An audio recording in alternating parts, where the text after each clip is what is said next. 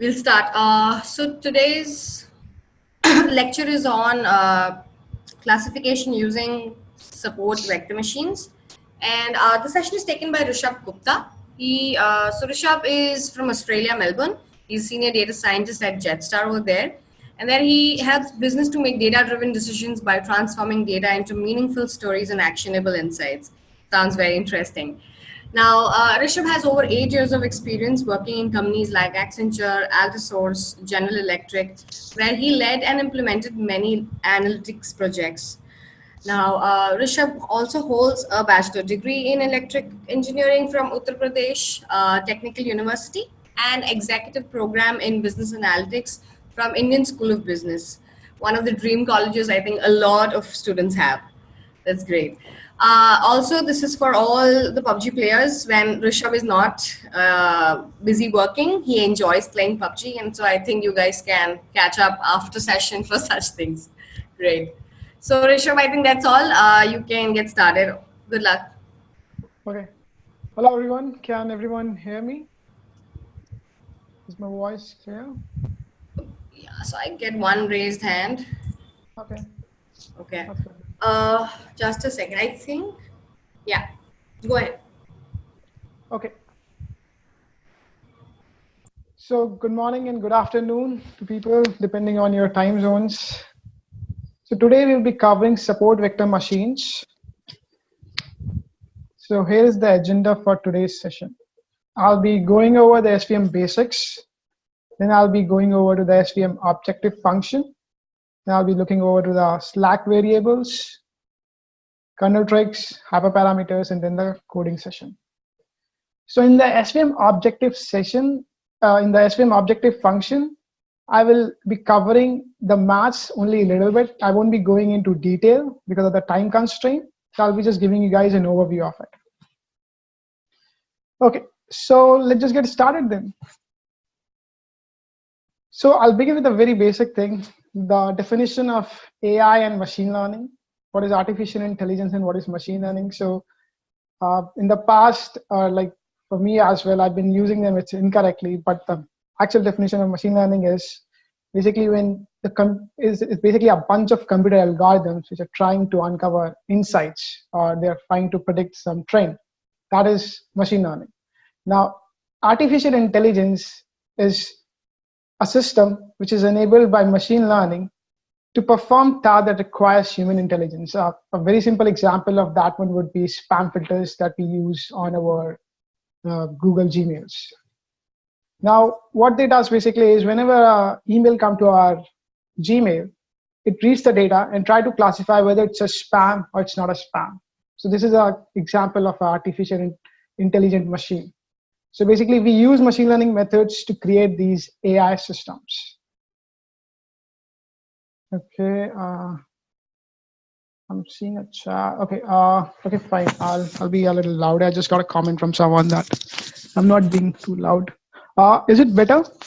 Can everyone hear me? Okay, awesome. Moving on to the next slide.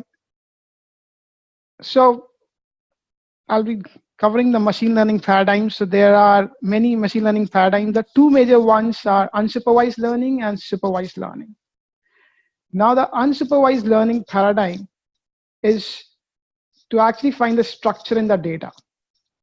The way you do it is by using clustering or PCA, principal component analysis. All these techniques you basically use to find a structure in the data. So we don't have any label data set in the unsupervised learning. Now, the most widely used machine learning paradigm is supervised learning, where we try to find a mapping between the features and the label based on the label data set.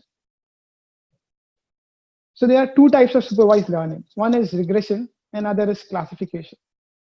In regression, we are trying to predict a real valued output. Whereas in classification, we are trying to predict a category.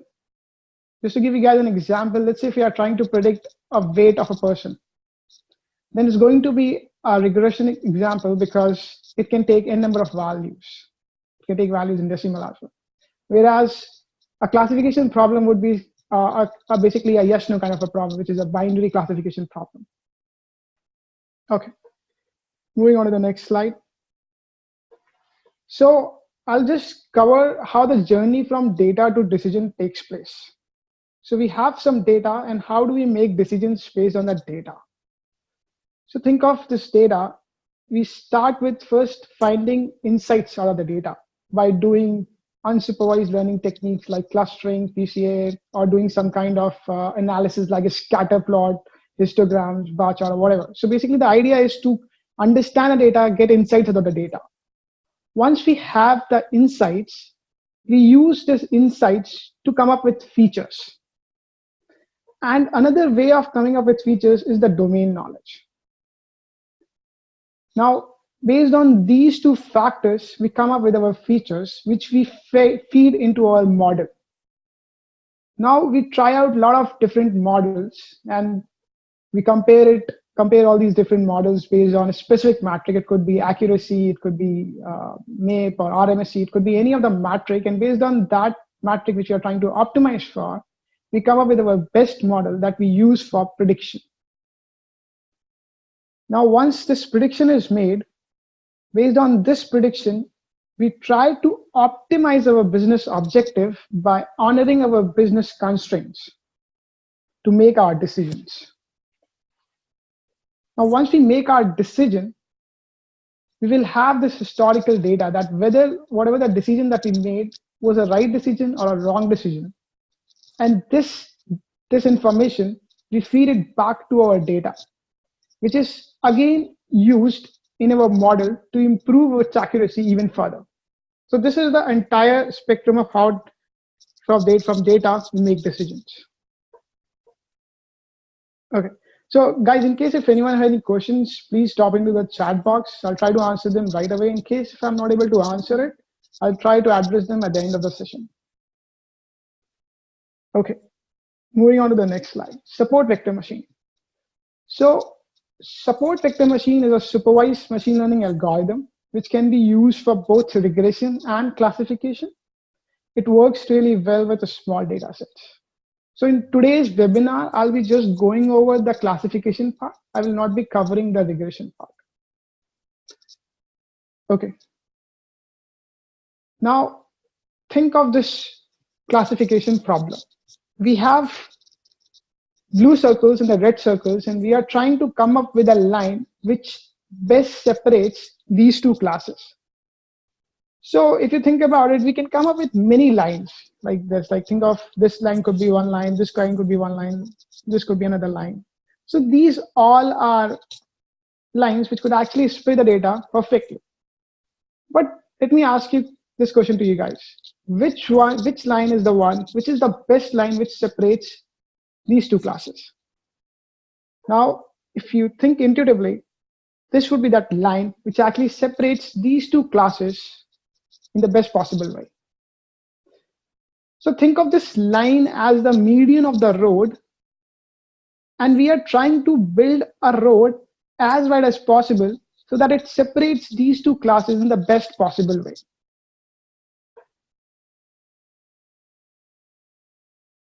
Now, this is what the end goal of SVM is to come up with this line which actually separates these two classes in the best possible way. As I was telling you about this line, why this line is not the best line, why this line is not separating the two classes in the best possible way. Think of it if you are trying to build a road using this line as the median road, the width of this road is not as broad as the one that we saw in the previous slide. Wait a minute, I just got a question. Okay, now think of this another line that we saw. Again, for this case as well, the road is not as broad as we have seen in the previous slide. So this is that road that we are trying to build, which separates the two classes in the best possible way. This is that widest road. Now, instead of calling it as a road, we can call it as a margin. That is a more technical term for it. So we are trying to make sure the we get the widest margin that separates these two groups. So in other words, what we are trying to do is we are trying to maximize the distance between these boundary points and this line, which in turn makes sure that the margin is as wide as possible. And these points which are at the boundary, they are known as support vectors, which are helping us to build that road. So to summarize what SVM is trying to do, it's trying to come up with that perfect line or an hyperplane or a plane which tries to separate these two classes in the best possible way by building the widest road between these two group of data with the help of support vectors. Okay. Another thing is we are just trying to maximize this margin. That is the whole idea. We want this width to be as maximum as possible. So it's also known as maximum margin classifier. That's just another name for it. But the whole idea is to come up with that hyperplane or line or plane which actually separates these two groups in the best possible way. Now, why I'm saying line, plane, and hyperplane in the same line is the idea is basically if it is a 2D data, then we would come up with n minus, if it is a ND data, we would come up with the n-1 kind of a decision boundary. So for a 2D kind of a data, it would be a line. For a 3D data, it's going to be a plane. And for a 3D or more than that dimension of data, it's going to be a hyperplane that separates these two classes. Okay. Now this is the main idea behind SVM. Now we'll move on to the objective function. We'll try to look under the hood what goes on. How does it actually comes up with this kind of hyperplane? How does it build that? Okay. So in this particular example, what we're trying to do is we are trying to classify these blue lines, blue points, blue samples with the red ones, red positive samples. So again, we'll try to come up with a line which best separates these two classes. And we'll try to build a road which is as wide as possible between these two classes. Now, the idea is, let's say there is a vector u, which is anywhere on the surface, and we want to know whether this vector u belongs to the positive samples or to the negative samples. This is the problem that we have in hand. So for that, what we do is we come up with another vector called w, which is perpendicular to this median of the line, and we project this u vector onto w such that the dot product of u and w gives us the distance, how far along it's there on the right side or how far along it's on the left hand side. So just to make sense of everything what I just said is, what we are trying to do here is whether this u vector lies on the right side of the line or this u vector lies on the left hand side of the line. The way we are doing it is by taking a dot product between u and w and then just bringing the c value back onto the other side and representing it as c equals to minus p. So this is just a mathematical trick that we are doing here, but everything is just simple. We're just trying to see where does the u lies, whether it's a positive sample or a negative sample. So for any new sample which is coming, we can actually find out whether it belongs to the positive class or the negative class by taking a dot product with w. The only problem that we have here is we don't know what w is, and that is what we will try to find out. Okay. Now, as I've told you that we are trying to come up with this widest road between these two classes, what we're essentially trying to do is we are going to put some constraints that these points cannot be on the road. So for positive samples, they need to be at least +1 distance from the median line. And similarly, the negative sample should be at least -1 distance from the median line. So, and this is what the constraint is. If you take a dot product between the W vector that we introduced in the previous slide with the positive samples, then this constraint should be greater than equals to 1. It should not be equals to 0, it should be greater than equals to 1. Similarly, for negative constraints, it should be less than equals to -1. So what this entire slide tells us that if it is a positive sample, it should be on the right side. It should not be on the right side. It does not be on the right side. It should have to be like some more distance from the right side. So that's why think of this black line as 0, and think of this shaded line on the positive sample side as 1. So it cannot be within this distance. It has to be on the right hand side of that shaded line. So that's why I'm putting that constraint of greater than equals to 1. Same goes for negative samples as well. So these are just two constraints that we are implying in order to come up with our objective function, because we want our road as broad as possible. Okay. Now this is just showcasing that if you are on the right hand side, it will be greater than equals to 1. If you're on the left hand side, you will be like less than equals to -1. If you are on the line, the value will be 0. For all support vectors, the value is going to be equals to 1. That is what's getting represented in this. Now, moving on to this part where we are trying to combine these two constraints. So the idea is we have got all these constraints which we don't like. So what do we want to? We want to simplify things for us. The way we simplify things for us is by combining these two constraints in such a way that it becomes just one constraint for all samples. The way we do this is by coming up with another variable called yi, which is positive +1 for samples for this particular inequality for positive samples, where it's -1 for negative samples. And we just multiply it on both sides for these positive constraints and the negative constraint. And we end up with this particular constraint. So basically what we have done in this particular slide is we have combined the two constraints inequality into one, and this is what it is. Now, another thing we can say that is for all support vectors, this is going to be exactly equals to 0.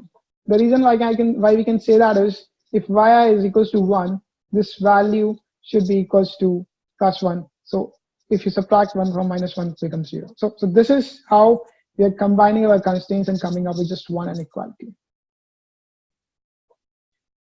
Okay, so now I won't go into depth of this particular slide because let me just go on to the next one. And let me just give you a broader idea of what we are trying to do here. So as I've mentioned earlier, that we are trying to maximize this distance, maximize this margin between the two classes.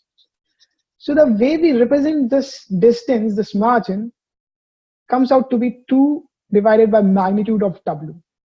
W, as I've mentioned earlier, it's just a vector perpendicular to the median line. Now, the idea is this width, this margin, that is what we are trying to maximize, 2 over W. Now, the problem with this one is when we try to maximize this, we will try to take a derivative of it, and since W is in the denominator, it's going to get extremely messy and difficult for us to work with. So what we can do is we can just move W into numerator such that we convert this entire problem of maximization into minimization. So what we'll do basically is we will, as I've told you, that we'll move the W into numerator and then we'll take a square and divide by half.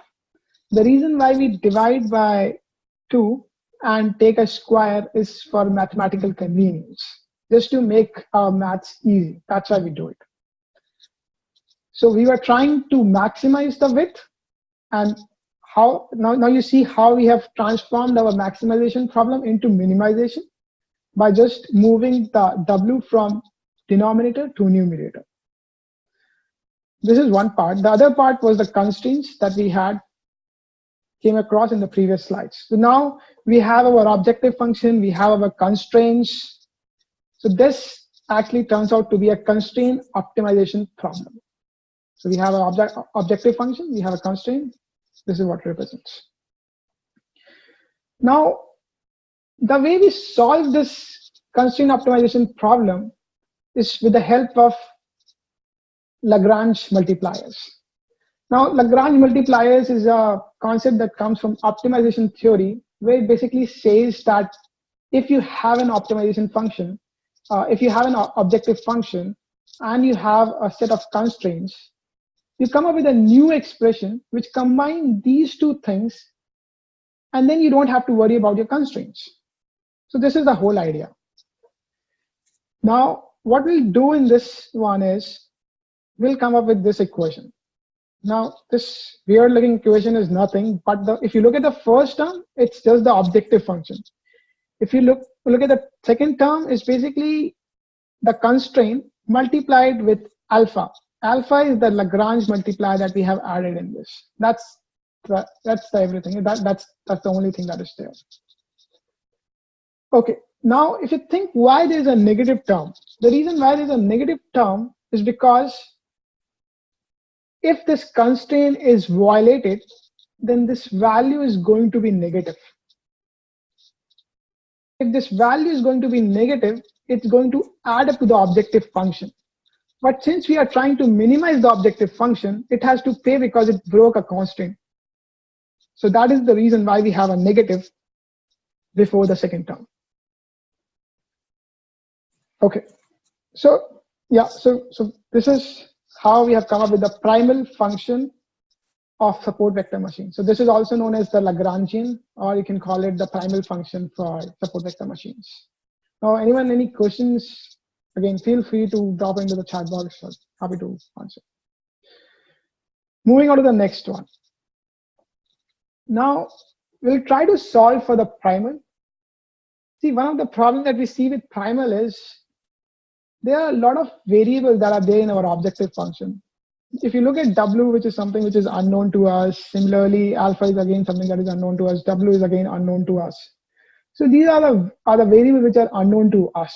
So what we'll do is, we will take a derivative of this primal function with respect to W and B and try to see what happens.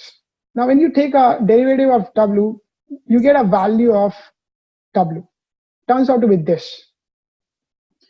Now, this is an interesting result if you think about it. The reason why this is interesting is because W, which was just a perpendicular normal vector to the median, is actually a linear combination of support vector.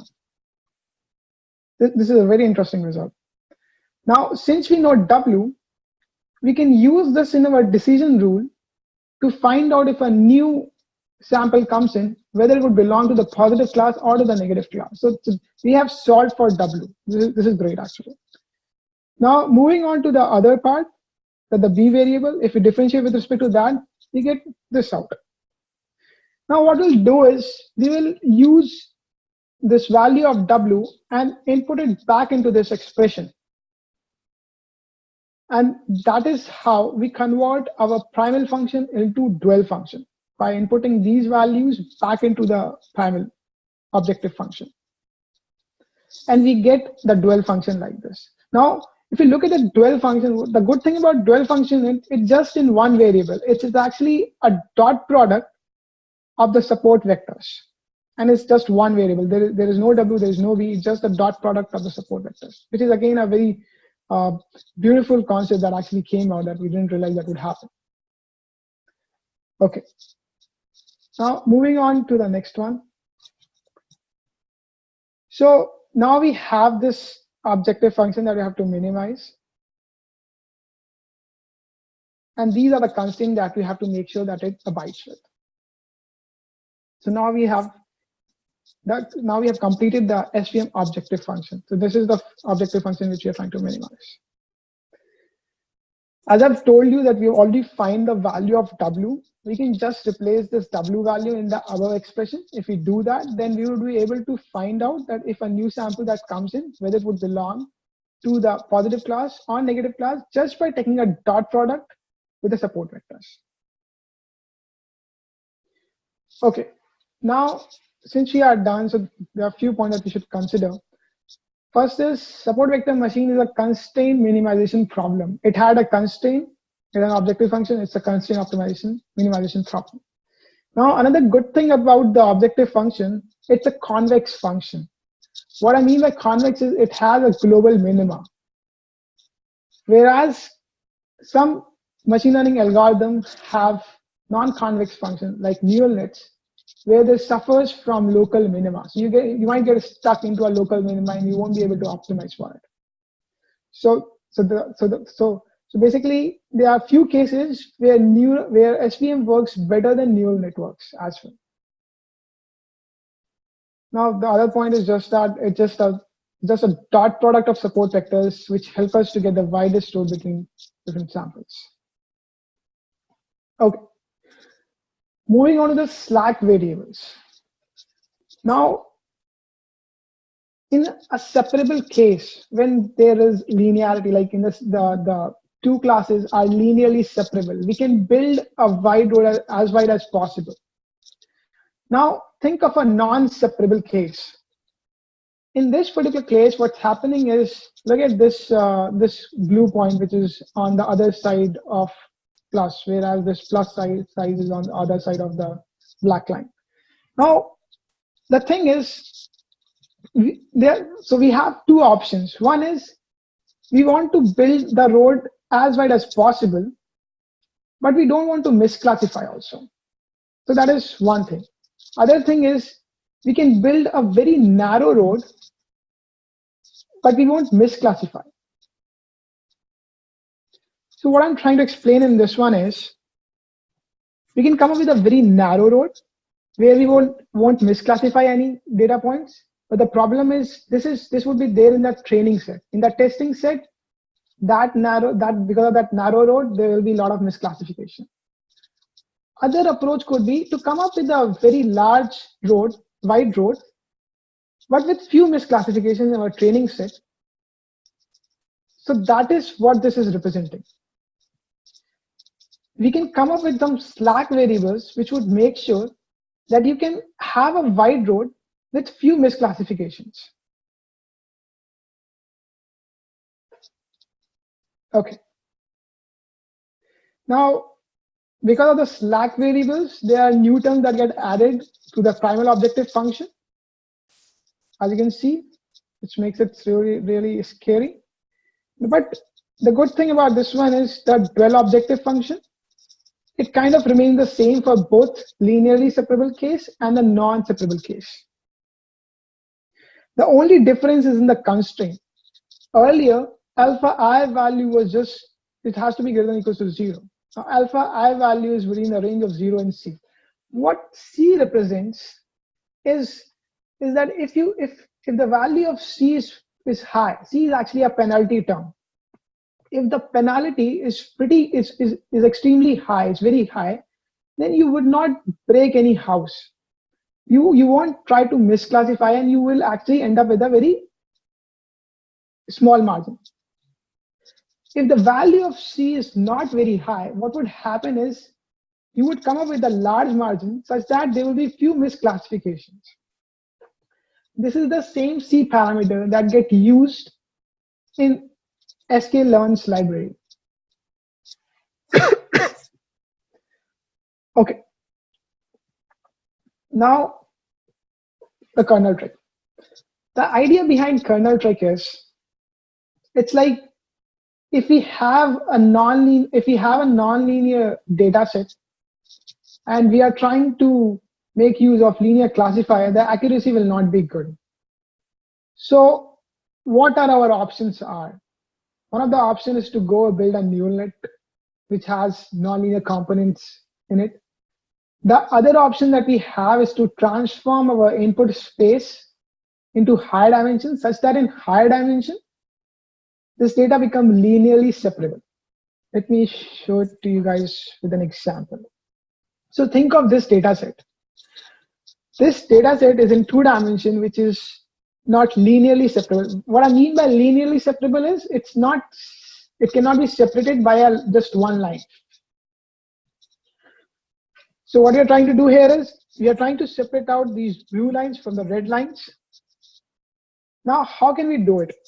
One way how can we do it is basically by transforming this data set into higher dimension, into a 3D space, such that it looks like this. Now we can come up with a line which acts, or a plane which actually separates these two classes.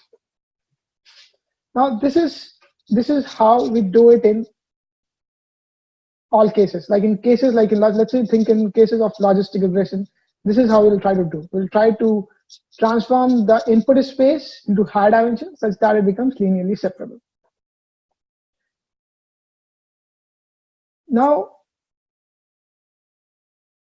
think of this, that the linear classifier can be written like this, where W's are the weights and X is the input space. So when this is the equation that we have, we can only build these many number of models.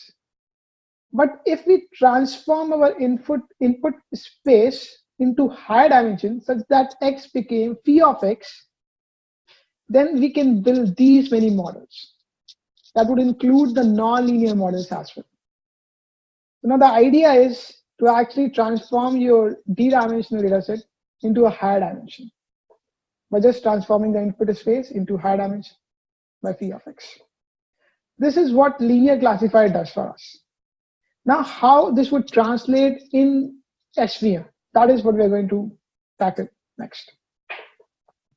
Now that I've told you this is a linear classifier, similarly for SVM, we take a dot product between the input space, dot product of the support vectors from the input space.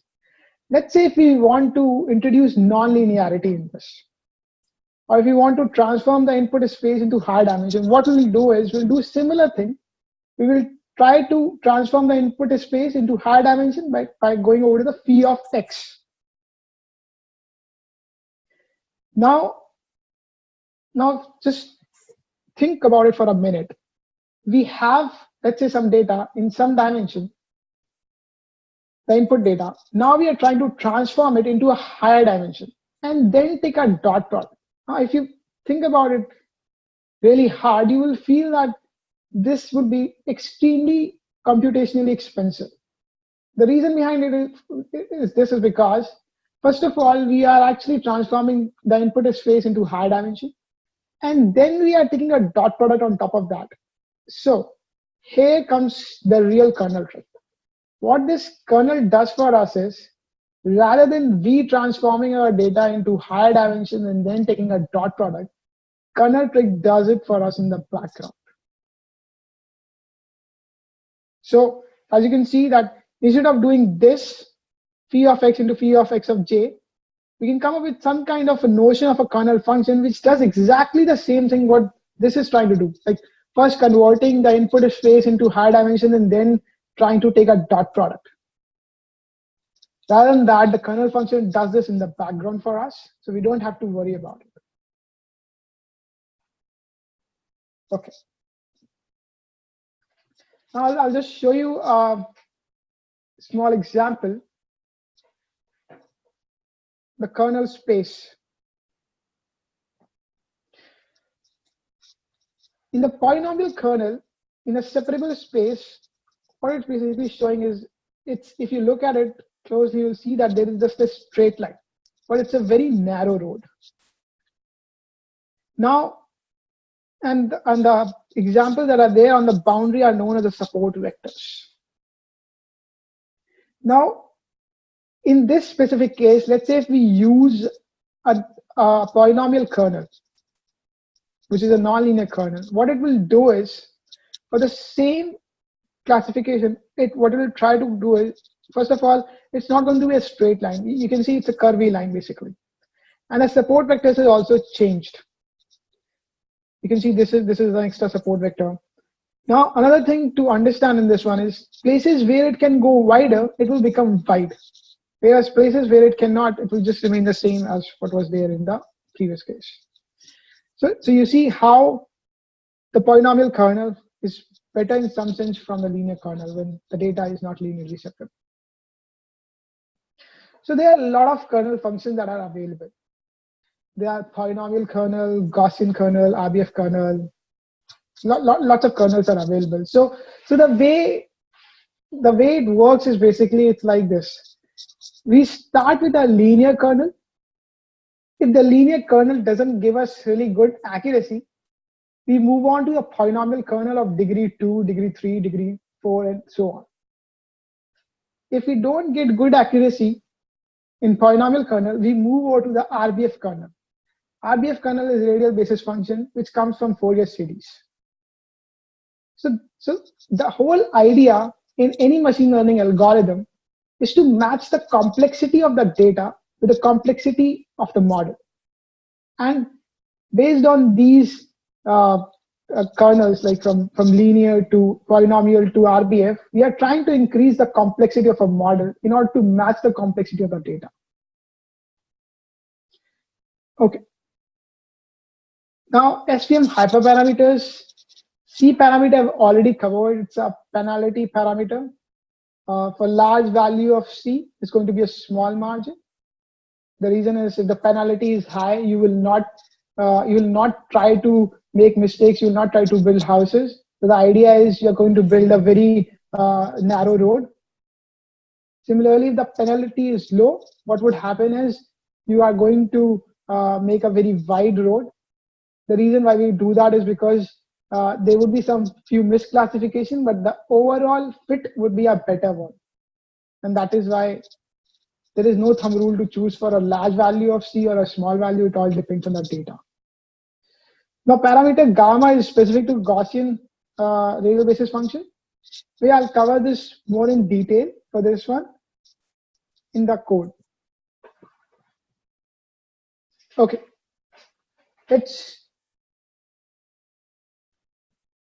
Okay. Is anyone having any questions before we move on to the coding part?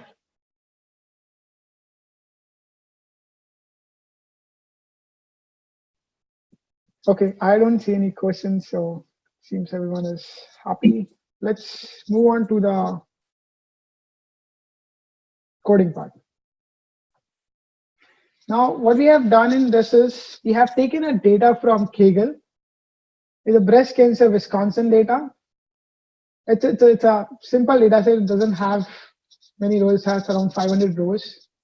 Now, the problem statement for this data is we are trying to predict does the person has cancer or not. This is the problem statement. And these features, they are derived from an image.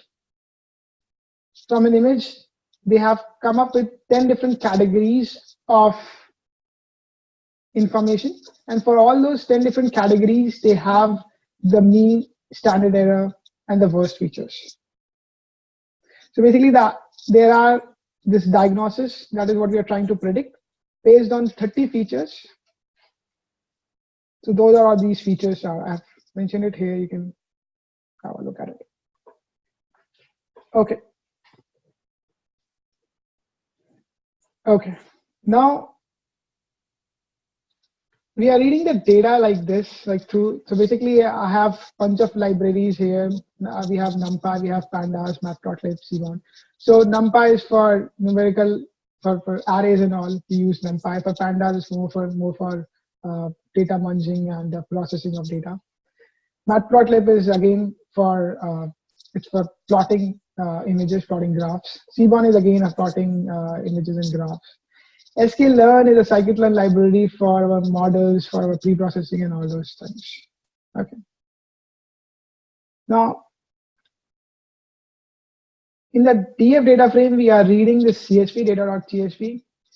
So when we begin, we will start looking at the data, like how big is the data, how many columns it has. So we'll just do a shape of the data. Now, after that, we need to get to understand the data. We'll just have a quick look at the data by calling the head function on this data frame. Now, if you look at it, you'll see that there is this ID column, there is diagnosis. So this is our target variable. M represents malignant tumor, whereas B would represent the benign one. So just for your information, malignant one are the ones which are the bad ones. So other columns, so these are like some other columns which I have no idea about. And the good thing about data science is you don't have to have any idea about these columns. It's the is your models that will have will find out patterns for you. So you can see there is this another column called unnamed 32, which seems something weird with this. So we'll see what is this maybe later. So just moving on. So we'll see what all the name of the columns are. So you see that there is actually a pattern. So this radius, texture, parameter, and all these. These are the mean values. Similarly, we have radius SE, texture SE. As I've told you, like for 10 different categories, they have come up with mean, standard error, and the worst parameters.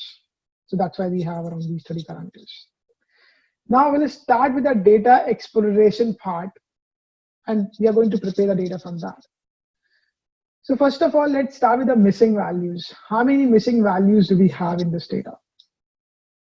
So what we are doing here is we are just calling a original function and then summing it up and dividing it with the shape of the entire data to come up with the percentage value of which all columns have missing data in it. Now, the problem, so you see here that unnamed 32 column is having 100% missing data. This somehow just got added. So this doesn't have any information in it. So this doesn't have any predictive power. So it's safe to remove this particular column. Now, just to give you guys a little more understanding of the missing data. So in case if there have been columns with missing data with more than 60% of missing data, then generally it's a good idea to drop them until unless you have a strong reason to keep it in the data. In case if you want to keep it, there are ways you can actually keep those high missing columns by including another column as a dummy variable for those high missing columns data. Okay. Now, moving on to the, again, looking at the shape is around the same, there's nothing has changed. Now looking at the ID column. Now, one of the things that you saw earlier, that when we look at the data, we have to look at few other things. What things you can eyeball. So if you look at the ID column, it has all unique value, which is just equal to the shape of the data. What this represents is basically is it doesn't have any predictive power. For every row, this value is different.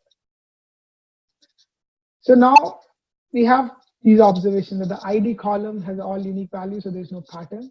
The unnamed 32 column has all NaN values. Again, so basically these two columns is of no use to us. We can safely go ahead and drop these columns. Now, this is the way that we can drop these columns. The way we drop is basically we call this function drop onto our data frame, and we pass on the list of columns that we want to drop. Axis equals to 1 represents column, whereas axis 0 represents rows. And every time when I'm working with it, I forgot what exactly that axis means. So what I generally do is I do a shift tab to actually come up with what it represents. Now you can see the signature of this particular function. And then if you scroll down, you will see here what each of these parameters mean. You can look at this one. You can see that for 1, it means column. For 0, it would mean a row. So with this particular df.drop, you can actually drop a row or a column depending on giving the axis parameter. In place equals to true represents that you want to drop this column from these data frame. If you don't include in place equals to true, what it will do is it will give you a new data frame with excluding these columns, but it won't drop it permanently from this data frame. But I don't want this data to be used in future, so I'm just dropping it permanently by calling this in place equals to true. Now if you look at the shape, it has changed. Earlier it was 33, now it has become 31. So this is just to verify that the columns have been dropped. Moving on to the target feature. So when we start working on our data science problem, we have to see what is the distribution of our target feature. The idea is to understand whether it's a balanced data set or an imbalanced data set. In an imbalanced data set, one of the classes will have high number, whereas the other category will have low numbers. But if you look in this specific case, 62% belongs to benign class and 37% belongs to the malignant class. So this is more or less, it's basically a balanced class. If the distribution would have been like 90% belongs to one class and 10% belongs to another class, then that might have been an imbalanced data set. And when there is an imbalanced data set, like again, it's a whole different word. Like you have to use different metrics. You have to have some kind of oversampling or undersampling techniques to handle those scenarios. Now you can see that we have 357 benign cases and 212 malignant cases. Now starting with variable identification. Now what we are trying to do in this case is we are trying to understand our data type of the variable that you're working with. This is really important because think of the cases where if it is a categorical data, it cannot go directly into a model. Like think of this diagnosis case. It cannot go directly as an object into our model because our model doesn't expect string values. It has to be a numerical value. So this is an important step where we actually change our data set. Now the way we are going to handle it is we are doing a label encoding for our diagnosis, the target variable, by mapping a value of M, malignant cancer, to 1 and B to 0. Now you see here that the diagnosis has changed from M to actually 1. Okay. Now this df.describe, what this basically does for us is basically it gives us different metrics about the numerical columns. It will tell us about the count, the number of record it has, the mean value of that particular column, the standard deviation, the minimum, the maximum, and other features. Now from this, you can have an idea what kind of features we are having. So if you look at radius mean, the maximum value is 28 for this one, whereas for area mean, the maximum value is 2500. Similarly, for smoothness mean, the value is in this much. So you can just see that there is so much of difference in the values. Now one thing to understand from this is when you see that there is so much of difference in the values, it basically means that we cannot compare these two values. We have to come up with some kind of feature scaling so that they become comparable. So there are two types of feature scaling that are available. One is called normalization and other is standardization. In normalization, we actually bring a column in a 0-1 scale. So the minimum value will have a value of 0 and the maximum value for that column will have a value of 1. And all the values will lie within that range. Similarly, for standardization, it's more like finding the z-scores. So basically the way you do it for standardization is you subtract it from the mean and then divide by the standard deviation. Then the output that you get basically is how much more than the standard deviation you did, or how much less than how much more than the mean that you are, or how much less than the mean that you are. Just to concrete this particular understanding, I would say that if you are trying to compare the sales of a TV with the sales of an Apple, you cannot compare sales of these two things. The way you can compare it by bringing them onto the same scale and then compare that whether it was bought more than the average or less than the average, or how we are going to do it. Okay. Now coming on to the univariate analysis. Now in univariate analysis, we are going to be looking at histograms and box plots. The reason why we do this is basically to get an understanding of the missing values and the outliers. We'll try to eyeball these things. But from our previous code, we know that there are no missing values, so we are safe on that part. We'll just be looking out for outlier values. Now here's this loop I've written. It just basically gets all the column values and assign some colors, and basically it tries to uh, come up with the distribution of data for all these different features. So you can see for radius mean, this is how the distribution, it goes from 5 to 30. Similarly, for texture mean, it's this to this. It gives us a value of what is the mean value and what is the standard deviation, and just to get an understanding of the data. So you can see these all look more or like normal distribution. So this is a very well-behaved data set. There are cases where it's not normally distributed, or it is right skewed or left skewed. In those cases, we have to transform these features. The way we transform is basically by taking a log or by square root or cube root. So the idea is, let's say if we have a right skewed data set, right skewed feature, where the tail is quite long and the hump is on the left hand side, then if you take a log transformation of that, it will become normally distributed. But the only constraint with log transformation is it cannot take values, it cannot take negative values or values which have 0 in it. So in that cases, we can use cube root or square root. So those are other two transformations that can also be used. Now, moving on to the other features. So this is again, okay, so this is just showing the box plot. So what box plot tells us, basically, the main reason why we basically use it is to get an understanding of how is the distribution of data is, what is the mean value, what are the outliers. So you see, these whiskers are the interquartile range, and anything outside these whiskers is known as outliers. So you can see radius mean has some outliers. Similarly, texture mean has also had some outliers. Phenomenon mean has some outliers. So again, outliers can impact your predictions. So we have to see that, do we really need to fix for those outliers, or we don't have to fix for it? So we have to take a call on that.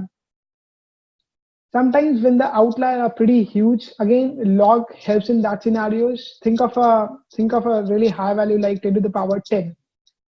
And that generally happens in sales. Like for sales from Melbourne to Sydney is pretty high, whereas sales from Melbourne to Perth is not that high. Then what would happen is it would actually skew our data set. But what log will do for us is it will bring them closer. So log of 10 to the power 10 will give us a value of 10. And that is the power of taking log. It actually squishes all the values closer. Okay.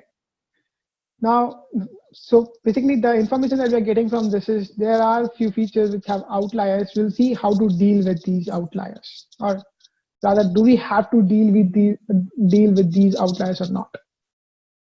Similarly, I have gone over to the standard error variable. So these are another 10 features that I'm working on.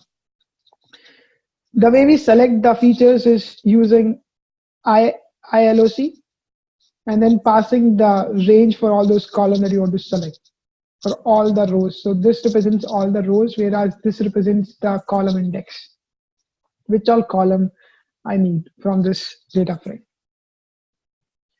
Now you'll see that again in this one, again in the feed, the distribution of data looks quite well behaved. So we don't have much of a transformation that need to be done on these data sets.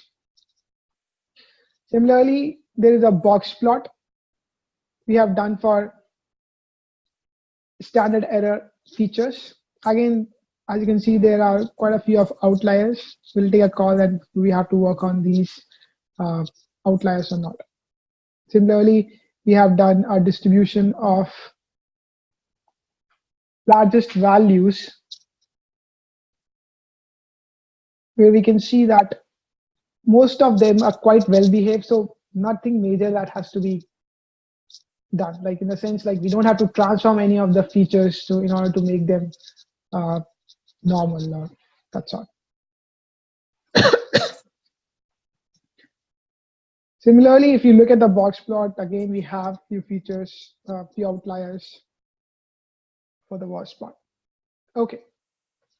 Now, the inference that we get from all this pre-processing is all features are normally distributed and there are no significant outliers. Like, in a sense, I'm just saying that there are no significant outliers because we can see there are some outliers, but we don't know whether they will impact our accuracy or not. So we have to check our accuracy first and then see that whether they are not impacting our prediction or not.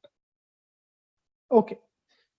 Now, what we have done in this particular graph is we have tried to see the distribution of each feature with respect to the target variable. Now, what would be a good feature? A good feature would be a one where when there is a clear separation between the two classes. The idea is if you look at the radius mean, for low value of radius mean, we can easily predict the benign cancer. Similarly, for high value of radius mean, we can easily predict the malignant target. Now, this is a good feature. Whereas if you look at the texture mean, if you look at the two distribution of data for two different classes, you will see that they are quite overlapping. So this in turns out to be not so good feature, because there is no clear separation between for what value of texture mean it's going to be a malignant cancer or it's going to be a benign cancer. Similarly, for parameter mean, you can see that for low value of parameter mean, it's going to have a benign cancer, whereas for high value, it's going to be a malignant cancer. So just by eyeballing these features, you can see that which are good features to work with.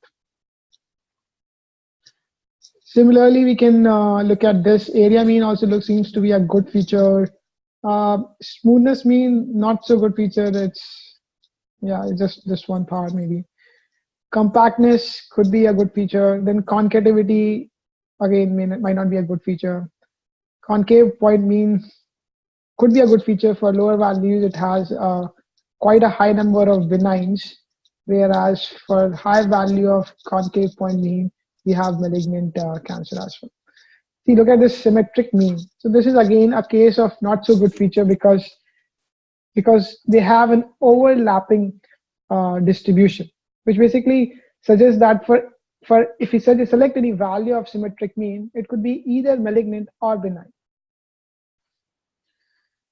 Now again, same is for fractal dimension as well. It's not so good feature. So by looking at all those plots, what we have concluded is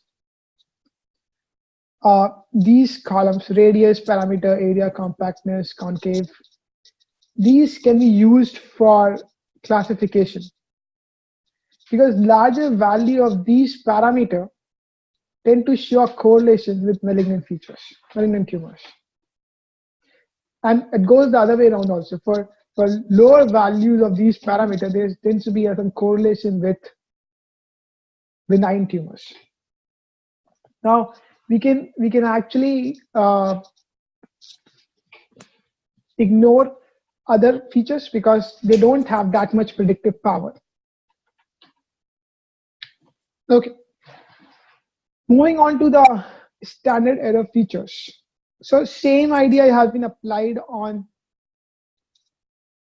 this particular feature as well, where we are again trying to see that, okay, so you see for this particular case, it's not so good. For lower values, it's both malignant and benign.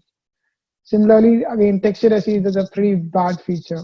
Like, there's no clear separation. It's an overlapping distribution of both the classes. So the whole idea is to have a feature where there's a clear separation between the two distribution of data. That would be the best feature that we can have. So this exercise is just to actually come up with features which are relevant for our prediction, which have some predictive power.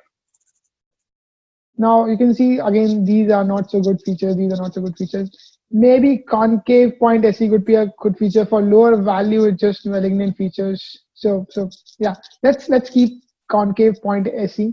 it seems to be a okay feature. Now, this is what the observation is. Concave point can be used because for lower values of concave point SE, it can predict the benign tumor. Now, similarly, we have went over and did the same thing for worst type of features.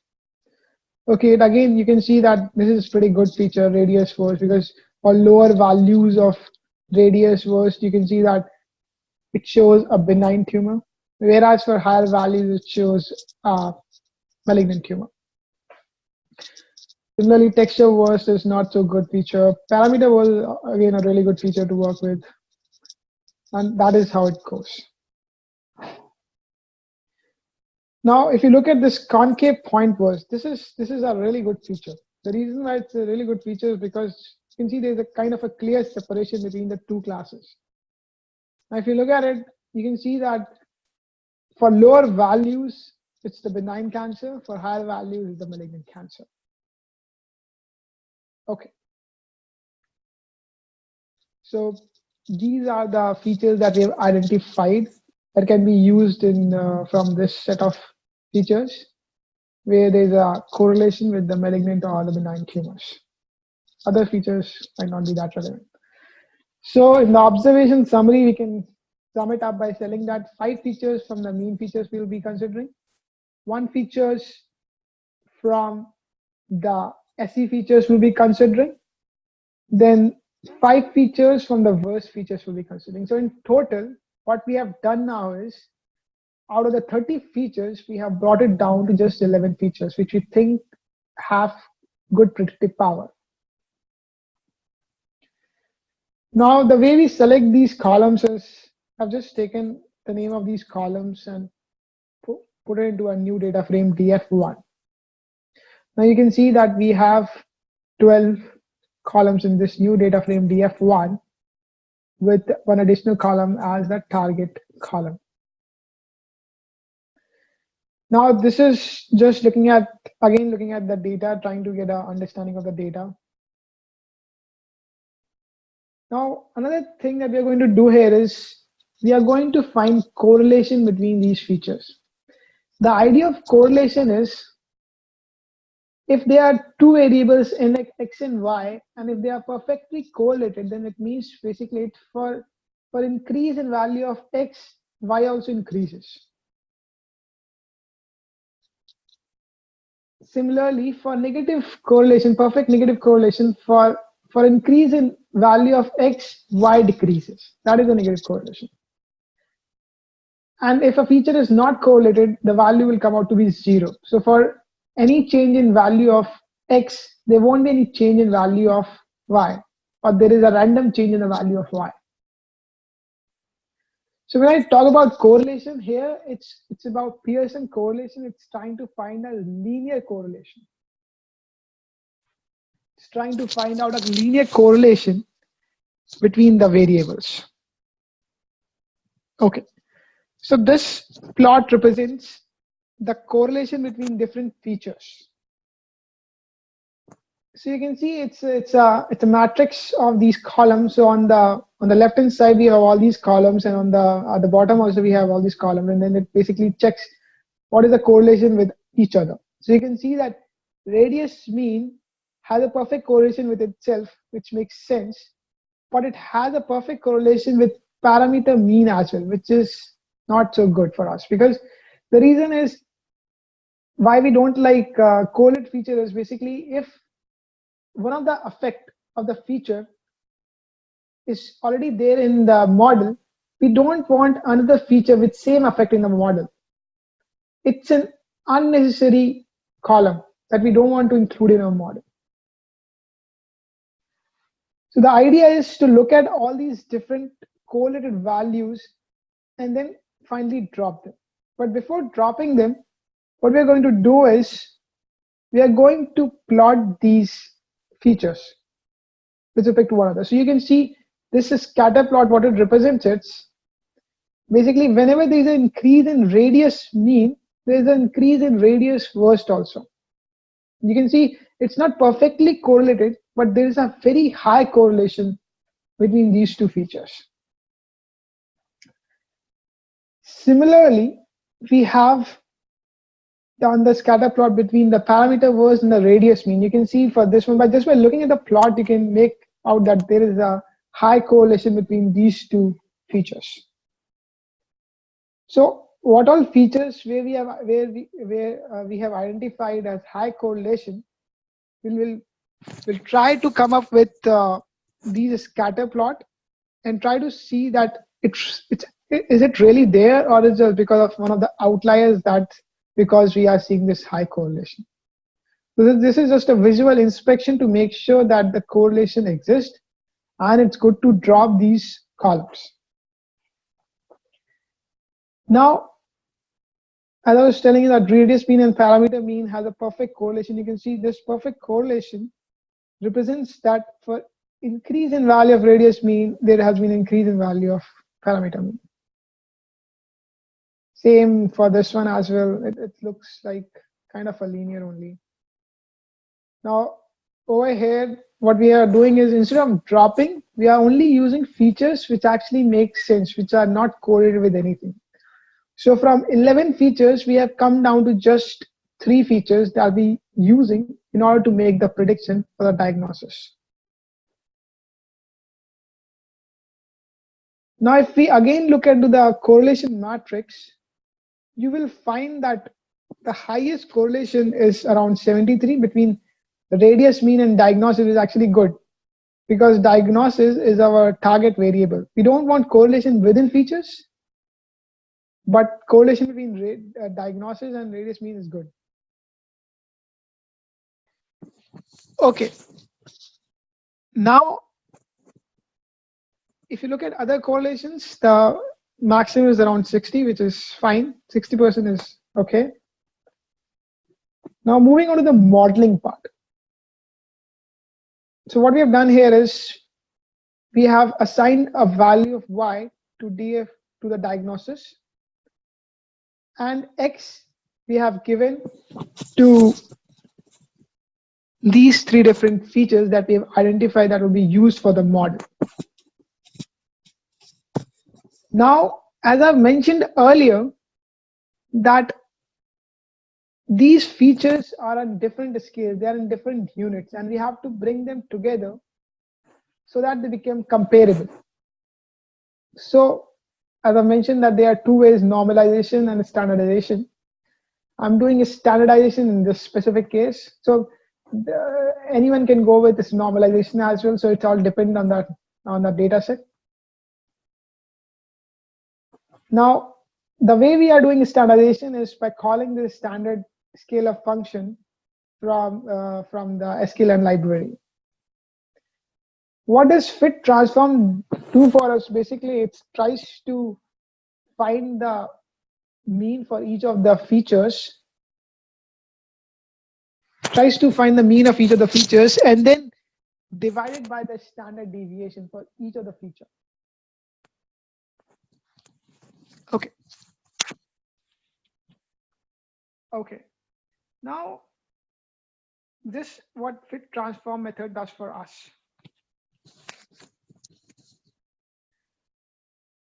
So now if you look at the X, you will see that all are in, maybe let me just show it to you guys what X looks like now.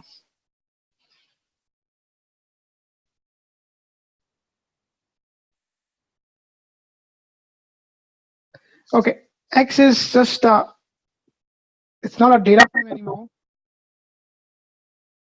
So you can see how this is the first row, how these values have changed. Now, these values are not in that level. They have actually been transformed and they have become standard deviations. Okay. Now in this step, we are just trying to split the data into training and testing. The way we do it is by calling train test split function. This again we are getting from scikit-learn. Test size tells us the amount of records that we want in our testing set. So 30% of the data will be allocated for our testing. 70% of the data will be used for our training. Random state is there to make sure that the next time when we run this, it is split it in this way only. Like there won't be any, if you don't use random state, every time when you try to run this, you will get different results out because it will split it in a random way. But if you assign a value, random state equals to 0, it always going to get a same result. This is really important in order to reproduce your results. Now here I'm calling a logistic regression. You can see the logistic regression is another function that we are getting from scikit-learn. And we are trying to fit our training data set on that. Then we are predicting, then once we have fit our training data set based on the output variables, we are trying to come up with the prediction of X test. So basically, if you look down here, you will see that the accuracy of logistic regression is 88%. And then there are a few other metrics that I've showed here: precision, recall, FNS score, and support.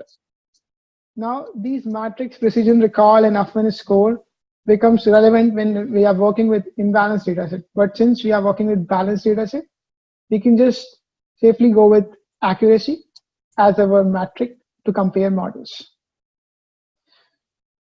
Now, this is just a confusion matrix. Again, this is more relevant in cases when we are working with imbalanced data set, but it just represents how our data set has been divided into different buckets.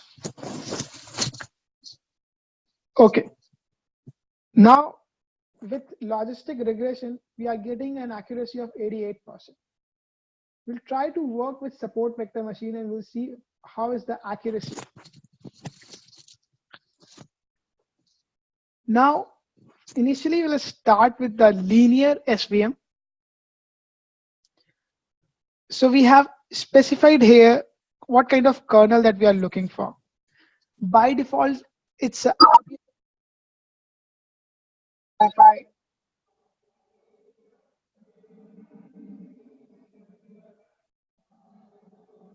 value of C, which is a default value of 1. It's take a kernel value of RBF, then there is a degree. So these are all different hyperparameters that you can choose from in working with this particular library. Now in this one, I've started with a kernel linear, but by default it's RBF. So with linear kernel, we are getting an accuracy of 88%, which is same as what we were getting with logistic regression. Now, again, these part I won't be covering because it's more relevant for imbalanced data set. Now, what we are doing here is we are trying a polynomial kernel of degree 3. The reason why I've said degree 3 is because the hyperparameter in this by default is 3. So I'm just trying a kernel of polynomial type. And if you look into this, you will see that the accuracy have actually reduced. Now, the reason for this reduction in accuracy could be that when we try to map, okay, let me check. Okay.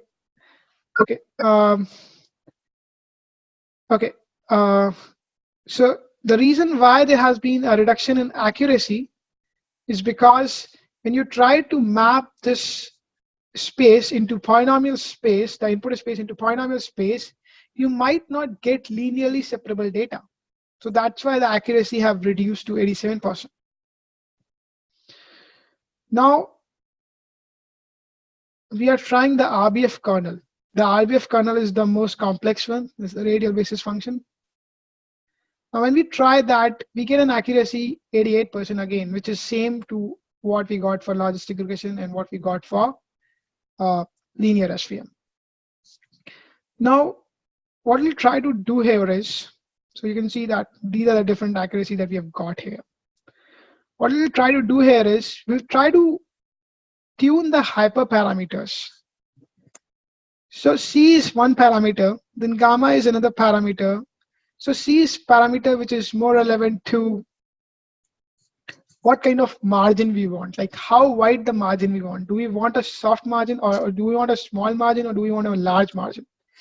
So for high values of C, you will get a small margin. For low values of C, you will get a bigger large margin, because C is a penalty term. You put more penalty, you will get a smaller road. Okay. Now gamma is specific to RBF kernel. I'll go to the idea of what gamma does basically. So in Gaussian kernel, in the RBF kernel, basically, what gamma represents is the inverse of the variance. So how much influence a support vector will have. Okay. Okay. Okay.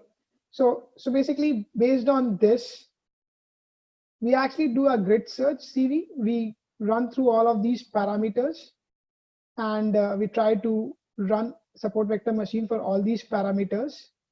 The scoring mechanism that we have used for comparison is accuracy, and based on that, we come up with best parameters. So you can see best parameters comes out to be this.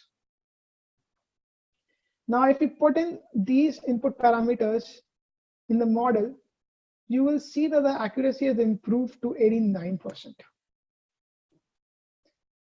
So you can see now this is how you can improve the accuracy from 88% to 89%. Now, if you further want to improve the accuracy, there are other machine learning algorithms that you can try, like neural networks, random forest, and all those things. But we have done till here. And finally, you can just import a pickle file. You can just dump this pickle file into a file, and then this can be used into other production servers for future predictions. Okay, I think we already done with it. I'll just take one more thing. I'll just show you guys what we really do. This is what we are essentially doing. I think this is a clear representation, the end one, basically what we really do in the end. So yeah, so if there's any question, please go ahead and shoot. So we've started with the Q&A session, guys. You can go ahead and post your questions on the chat group. Rishabh will take how many as he can in the last 10 minutes. And I've shared the feedback form. Please feel free to fill it at the end.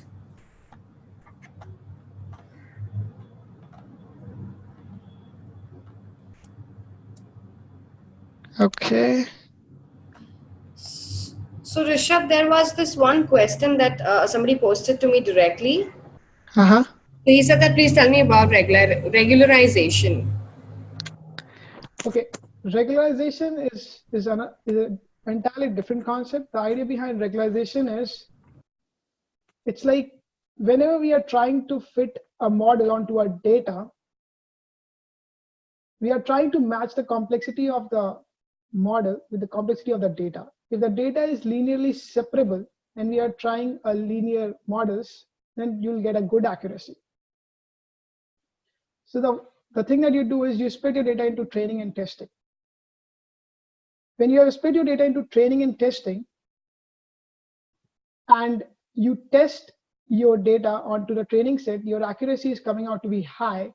But when you are testing it onto your testing data set, the accuracy is low. In that case, it's a case of high variance.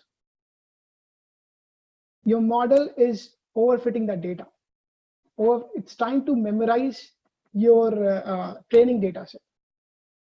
Now the other way it could be like your training accuracy itself is pretty low. In that case, this is a case of high bias. Now what regularization does for us is basically, let's say our data is overfitting. It's trying to memorize your training data. What regularization will do is, there are two types of regularization, L1 type and L2 type. L1 is lassos and L2 is ridge regression. What these regularization term tries to do is, it tries to minimize the coefficients of your model. such that your model should not be able to memorize your training data set, and it should generalize onto the testing set. So that is the whole idea behind normalization and regularization. Okay, there's another question: how to decide between standardization and normalization? So as I mentioned earlier, standardization is more like calculating the z-scores. Normalization is actually converting your score between 0 and 1. Now it all depends. In case of standardization, your values could be more than 0 as well. So it could be a really high value if it is an outlier. But what would happen in case of normalization? Is everyone able to hear me properly? Okay. As I've mentioned earlier, like standardization is calculating the z-score, where values could be high in the sense like it could be more than 0 as well. Whereas normalization would make sure that the value are within that range of 0 and 1. So I would say try both, see for which one you are getting a better accuracy. There is no silver bullet that standardization would work better than normalization, but generally in the industry, people tend to prefer standardization over normalization. Okay, another question is what needs to be done in case of imbalance problem. Okay, so in case of imbalance data set, what we can do is, so in case of an imbalanced data set, the number of records in one of the classes is low. So idea is, so there can be two ways what we can do in that. One is we can increase the number of records for the minority class. The way we can do it is by oversampling the minority class. We can just replicate the same records of the minority class so that they became balanced out. That is one way. But the problem with that one is that you will end up overfitting your data because it's actually essentially the same data that you're trying to replicate. Another way is to downsample the data, downsample the majority class. Now, that might only be possible in case if you have huge amount of data where you are able to downsample the majority class. So again, that's also not a good way of going it. Now there's another technique called smooth. Now smooth is a technique where you synthetically generate your minority class. It's an oversampling technique where you try to generate the minority class by making use of k nearest neighbors so that it doesn't overfit. Okay, so that is for imbalanced data set. Again, another thing for imbalanced data set is you can use a log loss as a metric because it works really well in case of imbalanced data set. Okay. So there's another question. There's another question which says that how log, square root, cube root transformation is different from scaling.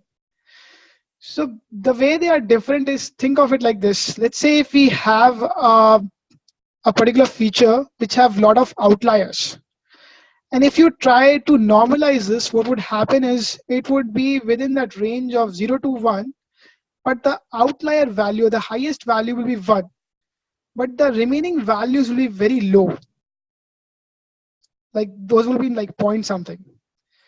But if you take a log transformation before taking the normalization, what that will do is it will bring that outlier value, it will squash that entire range of values and bring it to a very small range of values. And then when you take a normalization on top of that, the difference in those values will not be huge.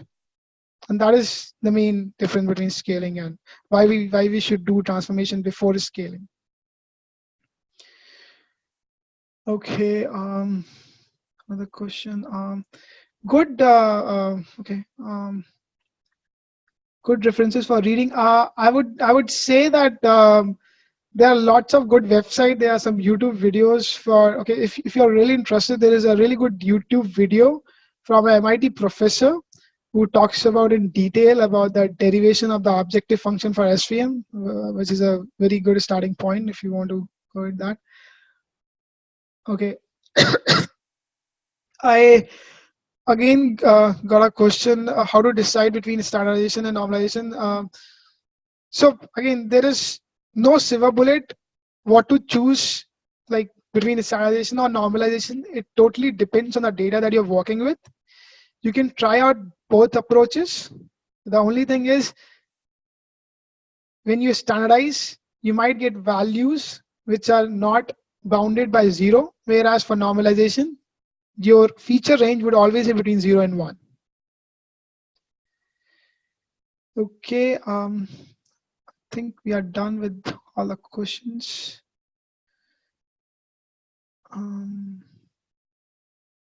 Yeah. So yeah, any other questions that you guys would like to do? Okay.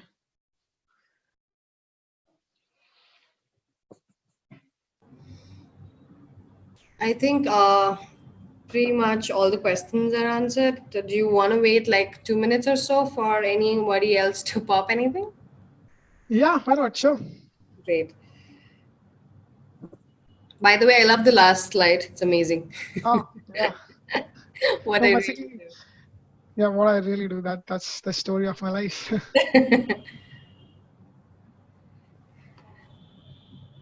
I think that's pretty much, and we're almost on time, and that's amazing. Thank you, Rishabh. Thank you so much for this wonderful session. And I'm sure the guys have got a lot of insights to what they would want to try out and experiment today.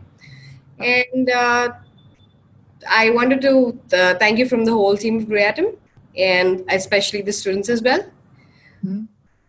Okay, yeah, thanks for the opportunity. I really enjoyed working on the slides and preparing for it. It's That's amazing. Yeah. great. That's great. Thank you so much. We had fun too. Thank you.